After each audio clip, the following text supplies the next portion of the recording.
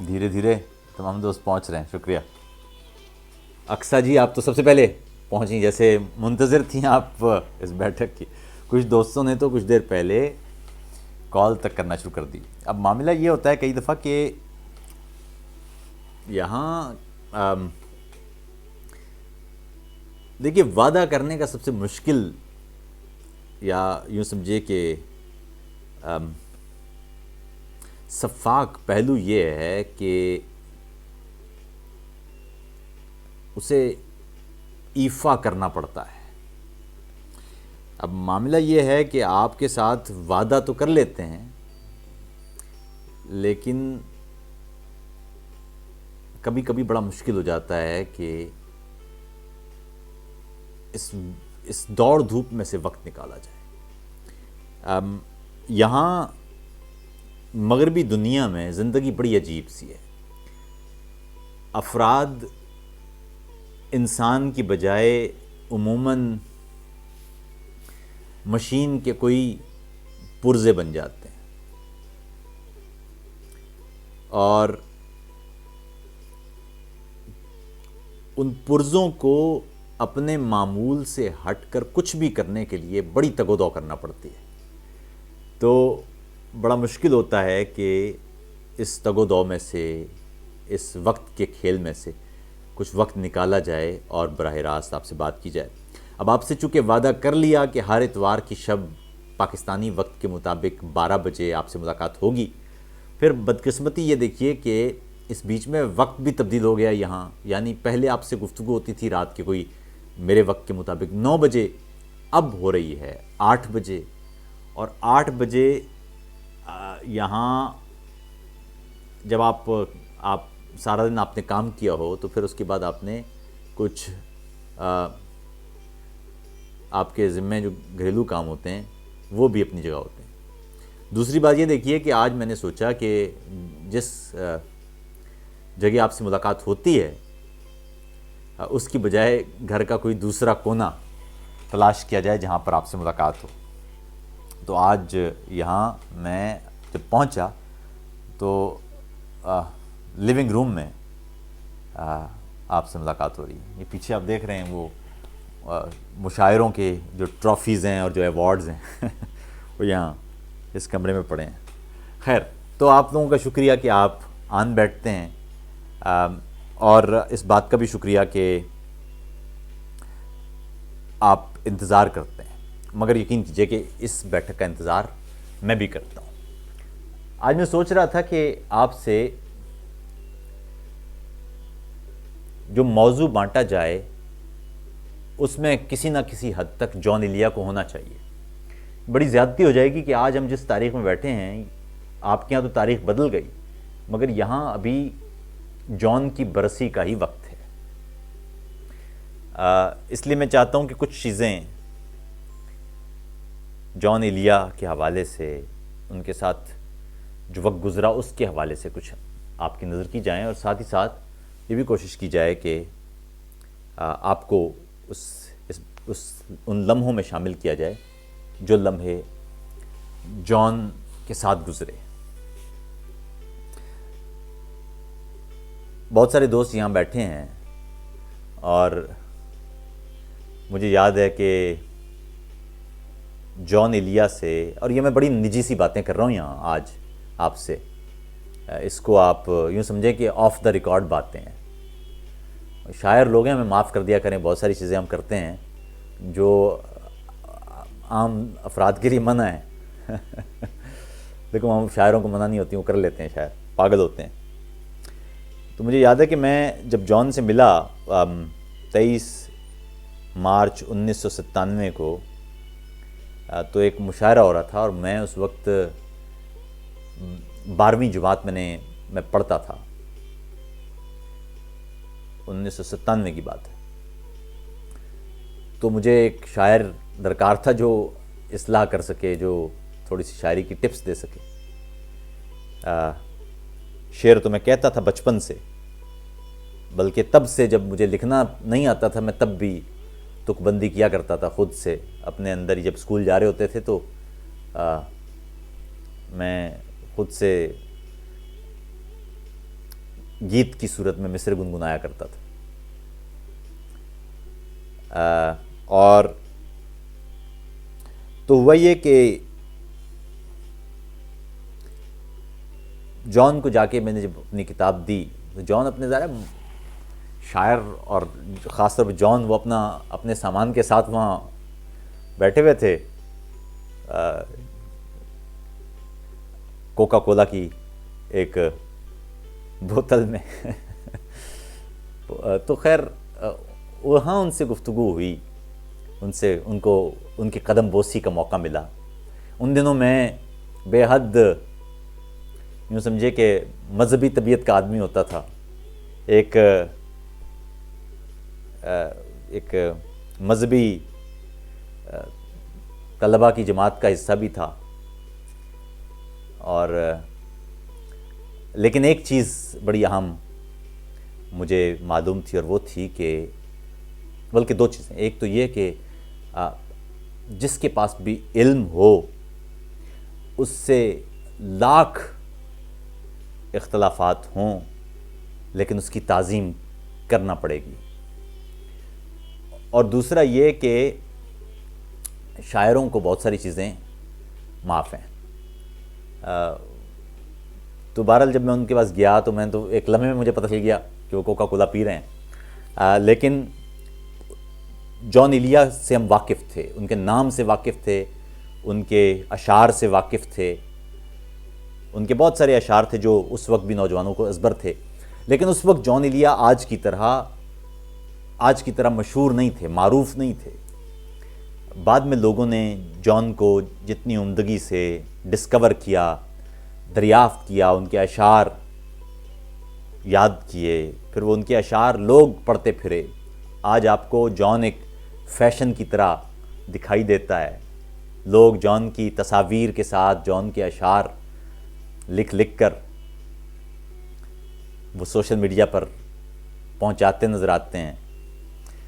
تو وہاں جان کو جب میں نے اپنی وہ بیاض مجھے یاد ہے کہ کیمیائی جو علم کیمیا یعنی کیمسٹری کا جو رجسٹر تھا اس کے ایک طرف میں کیمیائی مساواتیں لکھا کرتا تھا, اور دوسری طرف سے اردو والی سائڈ سے وہ میں اردو کے اشعار لکھا کرتا تھا.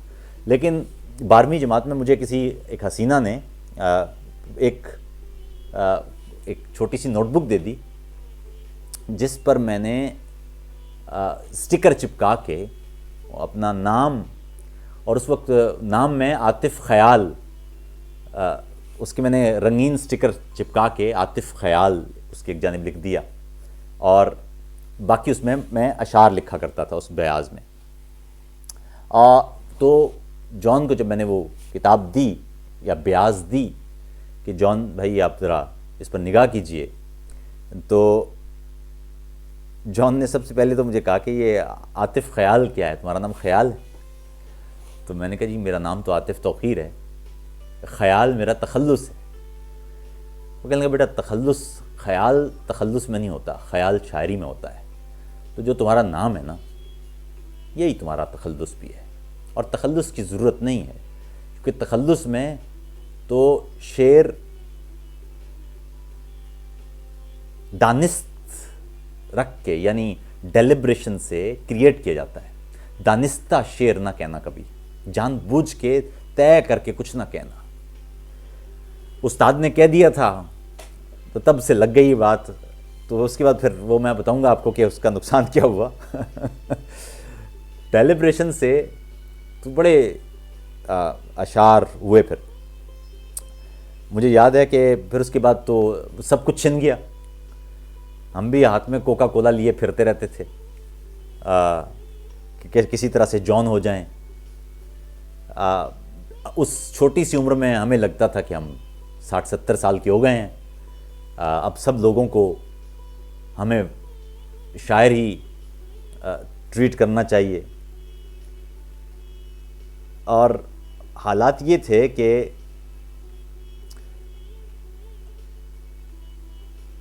کبھی کبھی بات کرتے ہوئے احساس ہوتا تھا کہ جیسے ہم اپنی عمر سے بہت آگے نکل گئے ہیں, بوڑھے ہیں ہم. اب خود سوچئے کہ 18-19 برس کا بچہ وہ اپنے آپ کو اسے یوں محسوس ہو رہا ہو کہ وہ اپنی عمر سے کہیں آگے نکل گیا ہے. خیر تو وہ وہاں، اور پھر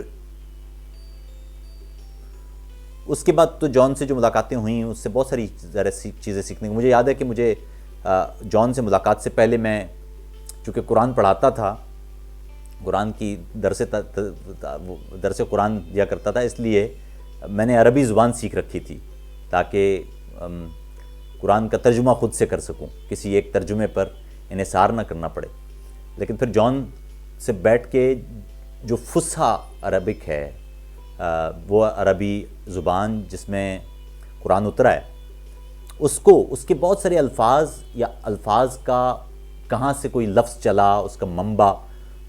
تو جان تو ظاہر عالم تھا، اس کو نہ صرف اردو بلکہ عربی، فارسی، عبرانی کئی زبانوں میں عبور تھا. اور وہ چونکہ فلسفے کے میدان سے تھا تو اس لیے وہ غیر معمولی حد تک لفظ اور لفظ کی کیفیت کو سمجھتا تھا. خیر اس کے بعد جو ان سے سیکھا وہ تو سیکھا ہی، لیکن اہم بات جو سیکھی وہ یہ کہ کئی بار ہمیں لگتا ہے کہ ہم جانتے ہیں، مگر انسان کے جاننے کا سب سے اہم لمحہ وہ ہوتا ہے جب اسے یہ احساس ہو یا جب وہ یہ جان جائے کہ وہ نہیں جانتا. جس روز آپ کو یہ احساس ہو گیا کہ آپ کا تمام جانا گیا علم ممکن ہے غلط ہو، جس روز آپ کے دل میں یہ خیال پیدا ہوا تو سمجھ لیجئے کہ آپ نے علم کی جانب اپنا سفر شروع کر دیا ہے. یاد رکھیے گا، علم جب بھی کسی دل پر اترتا ہے تو وہاں دو قتل کرتا ہے اور دو نئی زندگیاں یا نئے پودے لگاتا ہے.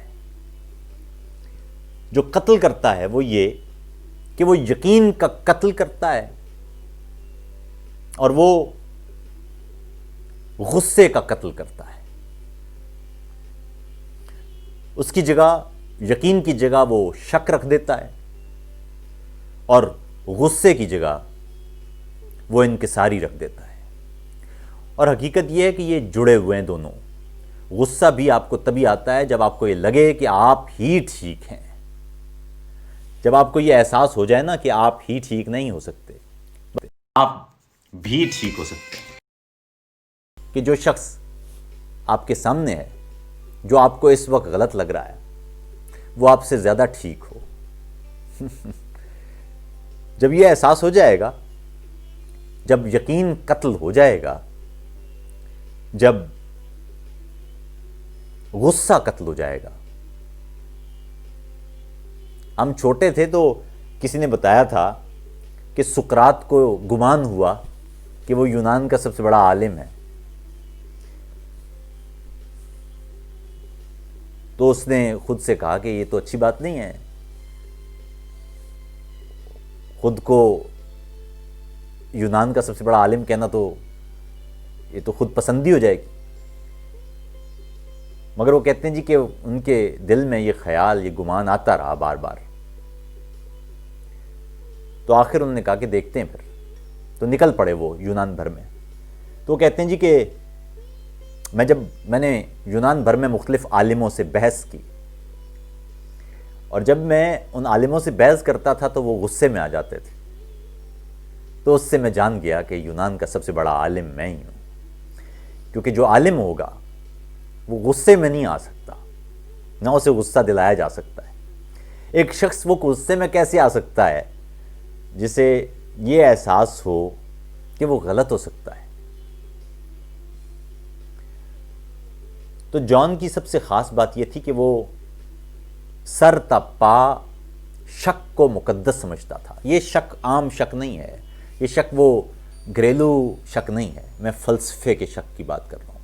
یعنی ڈاؤٹ، یعنی کسی شے کے ہونے پر نہ ہونے کا گمان، یعنی جو نظر آ رہا ہے کیا یہ ہے، اور جو نظر نہیں آ رہا ہے کیا وہ نہیں ہے؟ جو نظر آ رہا ہے اگر وہ ہے تو کیا جو نظر آتا ہے صرف وہی ہوتا ہے؟ اور جو نظر نہیں آ رہا ہے اگر وہ ہے تو پھر جو نظر آ رہا ہے یہ کیوں نظر آ رہا ہے؟ کوئی شے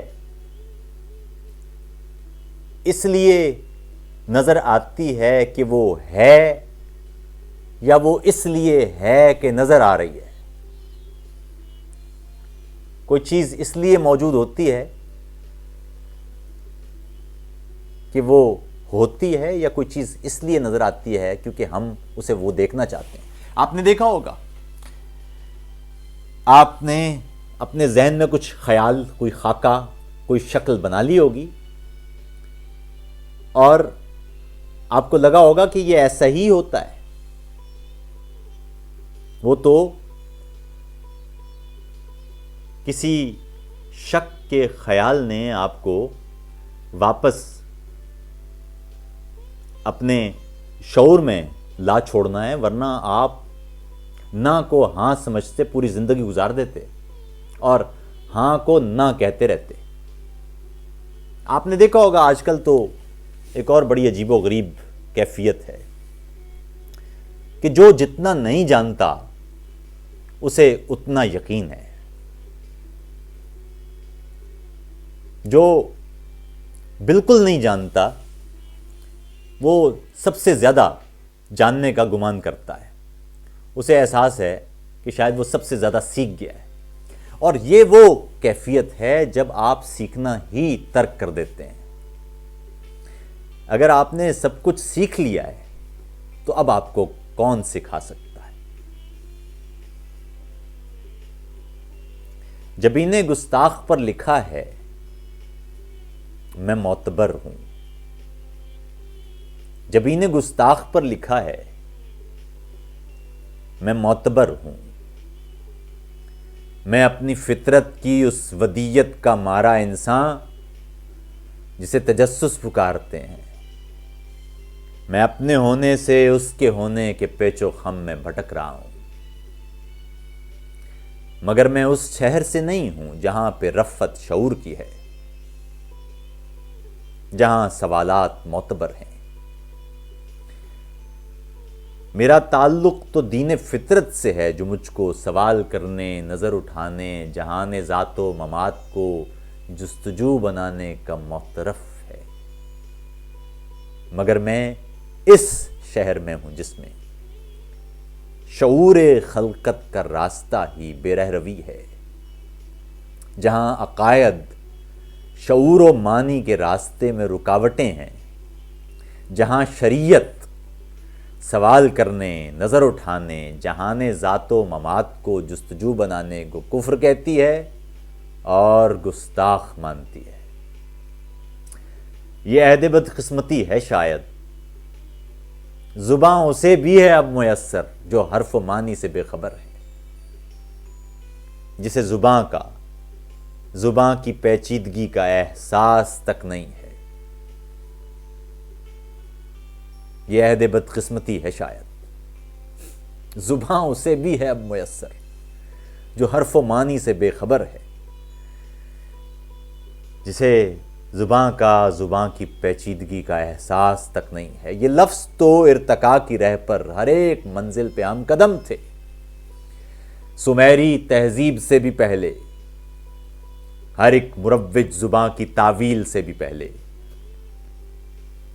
ہر ایک عقیدہ ہاؤ ہو سے، قرآن و انجیل سے بھی پہلے، کہ جب تصور فقط تصاویر بن رہے تھے، مگر یہ اشکال اصل میں لفظ تھیں جو ہم سے ہزاروں صدیوں کے فاصلے پر بھی گفتگو ہیں۔ یہ عہد بدقسمتی ہے شاید، یہ عہد بدقسمتی ہے شاید کہ اب تصاویر بھی گناہ ہیں۔ میں سوچتا ہوں اگر یہی شہر تب بھی ہوتا یہی عقائد وہاں بھی ہوتے تو آج تاریخ گونگی ہوتی۔ میں سوچتا ہوں اگر یہی شہر تب بھی ہوتا، یہی عقائد وہاں بھی ہوتے تو آج تاریخ گونگی ہوتی۔ سو پہلا تصویر ساز انسان، وہ ایک مصور، وہ ایک گستاخ، ہر خدا سے، ہر ایک عقیدے، ہر ایک مذہب سے معتبر تھا۔ جبھی نے گستاخ پر لکھا ہے میں معتبر ہوں۔ اس پہلے لفظ کی حرمت کا اندازہ لگائیے، اس پہلی آواز کی تقدیس کا اندازہ لگائیے، کتنی مقدس ہوگی، پوتر ہوگی وہ آواز، جس آواز نے پہلا لفظ تخلیق کیا تھا۔ وہ لفظ تخلیق نہ ہوتا تو آج نہ میں تم سے یوں محو گفتگو ہوتا، نہ ہمارے چار سو یہ ساری لفظوں کی کائنات ہمیں دکھائی دیتی۔ گیلیلیو نے کہا تھا God has written the universe in mathematics۔ خدا نے کائنات کو ریاضی میں لکھا ہے۔ کائنات لکھی گئی ہے، یہ لکھی ہوئی کائنات ہے، ہم بولے ہوئے لفظ ہیں۔ سو جان ایلیا نے مجھے میرے یقین سے دور کیا، مجھے شک سونپ دیا۔ وہ شک اتنا اہم اور اتنا مقدس ہے کہ وہ ہر یقین سے بالا ہے، ہر یقین سے معتبر ہے۔ یہ احساس دنیا کا سب سے مقدس احساس ہے اور دنیا کے ہر علم کی اساس ہے کہ میں نہیں جانتا۔ نہ جاننا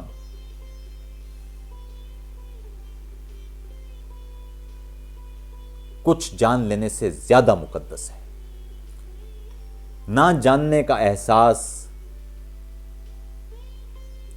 علم کی سربلندی ہے۔ یہ نہ جاننا سب کچھ جان لینے کے بعد بھی آپ کی جان نہیں چھوڑتا۔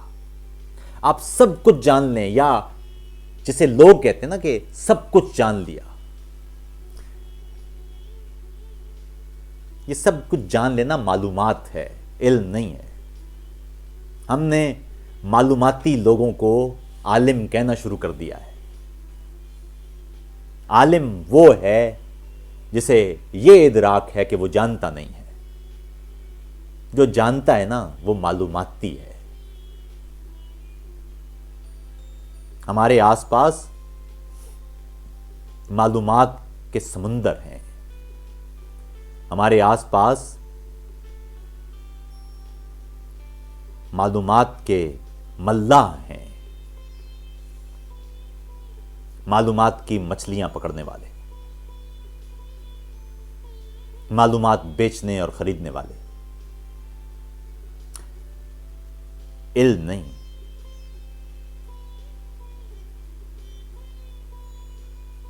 علم معلومات نہیں ہے، علم خام ہے، معلومات نتیجہ ہے۔ علم فقط اس وقت تک علم ہے جب تک وہ نتیجہ اخذ نہ کر پائے۔ جب تک وہ آپ کے اندر ہے وہ علم ہے۔ یہ جو لوگ کہتے ہیں نا کہ علم پھیلانے سے پھیلتا ہے، یہ جھوٹ کہتے ہیں۔ معلومات پھیلانے سے پھیلتی ہے۔ علم نہ دیا جاتا ہے نہ لیا جاتا ہے۔ علم فقط آپ کے اندر ہوتا ہے۔ آپ بہت سی معلومات حاصل کرتے ہیں، کچھ دیکھ کر، کچھ مشاہدہ کر کے، کچھ پڑھ کے، کچھ سن کے، کچھ چھو کے۔ یہ ساری معلومات آپ کے اندر آمیزہ بنتی ہے، خام ہوتی ہے۔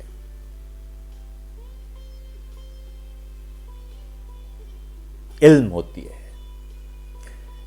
پھر کوئی آپ سے کچھ پوچھتا ہے اور آپ بتاتے ہیں وہ پھر معلومات بن جاتی ہے. کمپوسٹ دیکھا ہے؟ پچھلی گرمیوں میں مجھے بہت سا وقت ان پودوں کے بیچ گزارنے کا موقع ملا. میں نے فطرت کو دوبارہ سے دریافت کرنا سیکھا. اس کرونا کے وقت نے دنیا کے لوگوں کو تو ایک دوسرے سے دور کر دیا ہے، لیکن موقع دیا ہے کہ آپ اپنے کچھ قریب ہو جائیں اور فطرت کے بھی.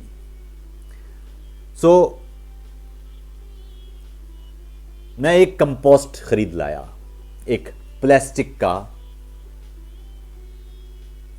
ایک ڈبہ کہ جس میں تمام نامیاتی مواد پھینک دیا جائے یا پھینکا جا سکے. میں پھینکتا رہا یہ سب، اور کیلے کے چھلکے بھی، چائے کی پتی بھی،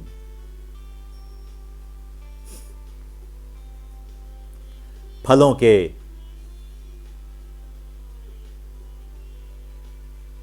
گٹھلیاں اور چھال بھی، سبزیاں بھی. میں بہت دیر تک کمپوسٹ کو دیکھ رہا تھا. وہ آمیزہ تھا بہت سے نامیاتی مواد کا. پڑا رہا وہیں، سڑتا رہا، سوچتا رہا، مگر اس کے پیندے پر کچھ ہی دنوں میں خود سے سڑ جل جانے کے بعد ایک سیاہ مادہ بنا. کہتے ہیں کہ وہ بلیک گولڈ ہے، ایک حسین، ایک بہترین کھاد ہے اس سڑ جانے والے نامیاتی مواد سے. تو وہ جو سڑنے والا نامیاتی مواد ہے وہ علم ہے. وہ جو بلیک گولڈ نکل رہا ہے وہ معلومات ہے، وہ نتیجہ ہے. نتیجہ عام نہیں ہے، سڑ جانا عام ہے. بہت سا مواد اپنے اندر رکھ لینا عام ہے. اس جاننے کون کون سی معلومات کے تعفن میں رہنا اور اپنی بقا پانا مقدس ہے. بلیک گولڈ تو نکلتا رہے گا. اگر آپ نے اس نتیجے کے لیے یہ سارا کشت کر لیا تو آپ نے کیا، کمپوسٹ نے نہیں کیا. کمپوسٹ نے تو اپنا ہونا گزارا. علم ایسا ہی ہے، سب سنتے جائیں، پڑھتے جائیں، لکھتے جائیں، مشاہدہ کرتے جائیں، سوچتے جائیں، بتائیں نہیں. کیونکہ جب بتائیں گے تو پھر معلومات ہوگی. یہ جو میں تم سے کہہ رہا ہوں یہ سب بکواس ہو سکتا ہے، اس کی کوئی اہمیت نہیں ہے جب تک کہ یہ تمہارے اپنے اندر نہیں اگے گا. میں صرف شک کا بیج بو رہا ہوں. اس شک کو جینے دینا، اس شک پر معلومات کے مزید پانی اور اچھے موسم ڈالنا. اس شک سے یقین مت نکالنا، اس شک سے مزید شک کشید کرنا. یہی راستہ ہے. جب کوئی پوچھے کہ کتنا علم چاہیے، وہ جو لوگ ہیں نا، کئی لوگ ہیں جو اہداف کی زندگی جیتے ہیں. کسی کو گاڑی چاہیے ہوتی ہے، کسی کو گھر چاہیے ہوتا ہے، کسی کو اچھی نوکری چاہیے ہوتی ہے، کسی کو حسین محبوبہ چاہیے ہوتی ہے. لیکن ان اہداف کی زندگی گزارنے والوں کا سب سے بڑا المیہ یہ ہے کہ ان کے اہداف پورے ہو جاتے ہیں. اس سے بڑا المیہ کیا ہوگا کہ آپ اپنی زندگی کا کوئی ہدف بنائیں اور وہ پورا ہو جائے. آپ فنش لائن عبور کر جاتے ہیں تو کسی روز خود سے سوال کیجئے گا کہ اب کیا رہ گیا باقی؟ جو آپ کی زندگی کا سب سے بڑا ہدف تھا، اگر وہ آپ نے عبور کر لیا تو اب آپ جی کیوں رہے ہیں؟ اس لیے زندگی میں ایک ہدف، صرف ایک ہدف ایسا ہے جو ہدف کی زندگی گزارنے والے اگر اپنا لیں تو کبھی مریں گے نہیں، لافانی ہو جائیں گے، اور وہ ہدف ہے سب کچھ سیکھ لینا۔ اگر آپ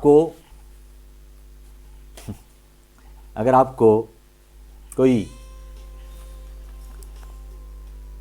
پوچھے کہ آپ کی زندگی کا سب سے بڑا ہدف کیا ہے، میں تو یہی کہتا ہوں کہ میری زندگی کا سب سے بڑا ہدف یہ ہے کہ میں سب سیکھ جاؤں، سب جان لوں، اس کائنات میں جتنی معلومات ہے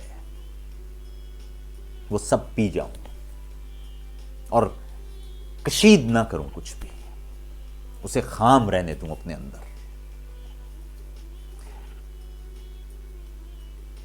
کبھی کبھی میں سوچتا ہوں کہ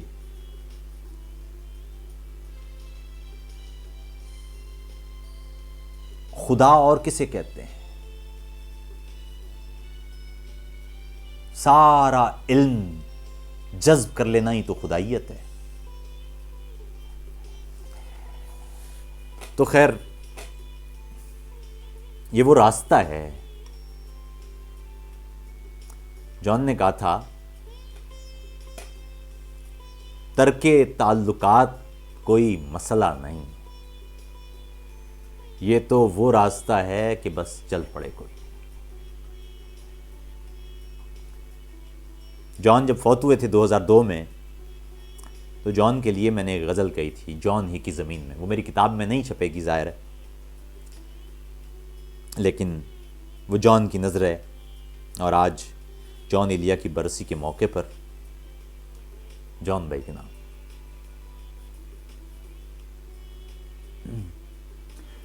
درد کی داستاں تو ہے ہی نہیں، درد کی داستاں تو ہے ہی نہیں، یعنی میری زباں تو ہے ہی نہیں، آپ کیا اٹھ کے چل دیے جانا، دل گرفتہ ہے جاں تو ہے ہی نہیں، جو یہاں ہے وہاں رہا اکثر، جو یہاں ہے وہاں رہا اکثر، جو جہاں ہے وہاں تو ہے ہی نہیں، تجھ کو تیرے نشان سے پہچانا، اور تیرا نشان تو ہے ہی نہیں، تجھ کو تیرے نشان سے پہچانا، اور تیرا نشان تو ہے ہی نہیں، یہ گلی وہ گلی نہیں تجھ بن، یہ گلی وہ گلی نہیں تجھ بن، یہ مکان وہ مکان تو ہے ہی نہیں، یہ گلی وہ گلی نہیں تجھ بن، یہ مکان وہ مکان تو ہے ہی نہیں، تیرے آنچل نے سانس کیا روکی، اب مجھے حب سے جہاں تو ہے ہی نہیں، تیرے آنچل نے سانس کیا روکی، اب مجھے حب سے جاں تو ہے ہی نہیں، کس دکان سے ملے گی آپ کی عمر، وقت تیری دکان تو ہے ہی نہیں، اب یقین بدحواس پھرتا ہے، اب یقین بدحواس پھرتا ہے، اور گھما تو ہے ہی نہیں، یہ کسی اور کا سخن ہوگا، آپ کی یہ زبان تو ہے ہی نہیں۔ تو بہرحال یہ ایک چھوٹا سا ہدیہ تھا جان بھائی کے لیے۔ جان بھائی اگر نہیں ہوتے تو میں شاید اس وقت بھی بس پانی پی رہا ہوتا، کھا پی رہا ہوتا، بس گزر رہا ہوتا۔ جان سے پہلے میں زندگی گزار رہا تھا، جان سے ملنے کے بعد میں نے زندگی بسر کرنا شروع کی۔ زندگی نے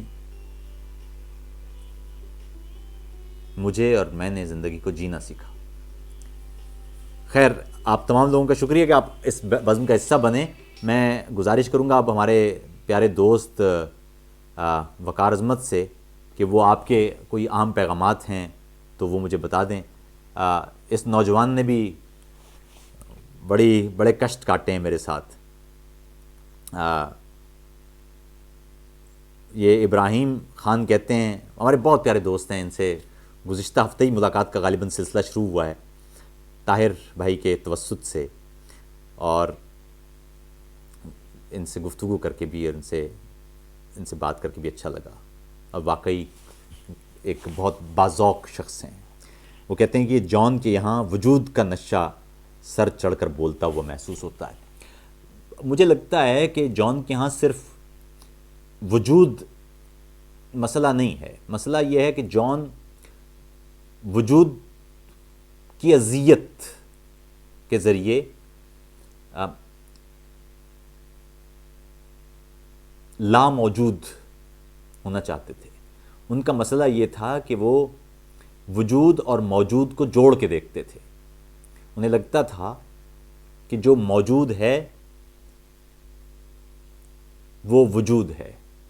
انہوں نے تو اپنے کتاب کے پیش لفظ میں بھی لکھا کہ خدا ہے، خدا موجود نہیں ہے، کیونکہ اگر موجود ہوگا تو پھر وجود ہوگا، اور وجود ہوگا تو اس کی ایک حد ہوگی.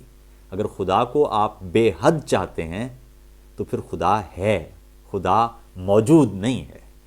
خیر تو یہ بہرحال یہ ایک فلسفے کی بات ہے.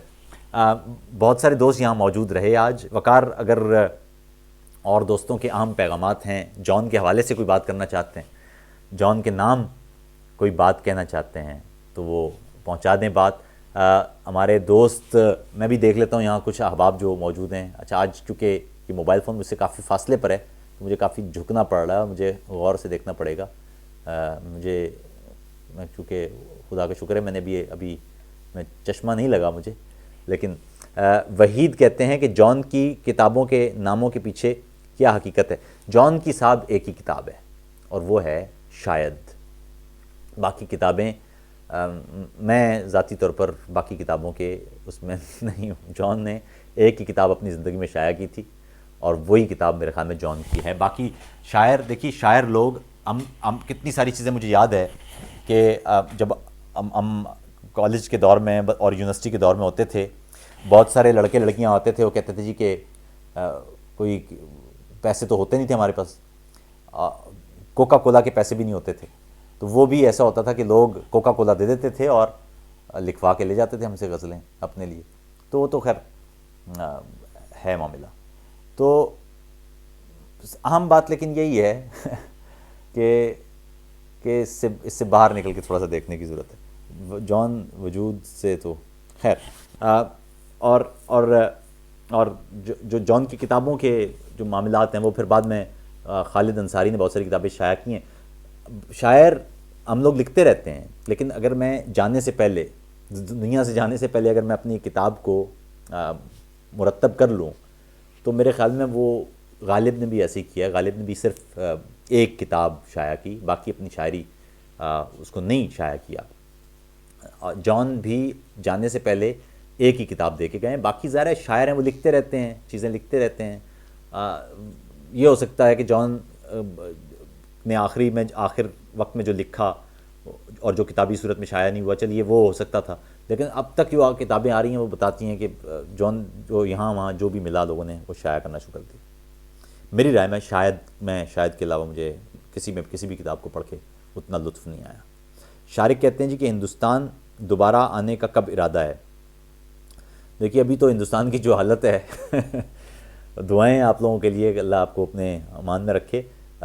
ہندوستان میرا پچھلی دفعہ آنا ہوا تھا جے پور لٹریچر فیسٹیول کے حوالے سے، تو اگر کوئی حالات اچھے ہوئے اور کوئی کسی فیسٹیول میں بلائے گا تو آ جاؤں گا. میں تو کوشش کرتا ہوں کہ جہاں بھی موقع ملے لوگوں تک بات پہنچانے کا، لوگوں کی بات سننے کا، محبتوں کے پل بنانے کا، تو وہ ضرور بنائے جائیں.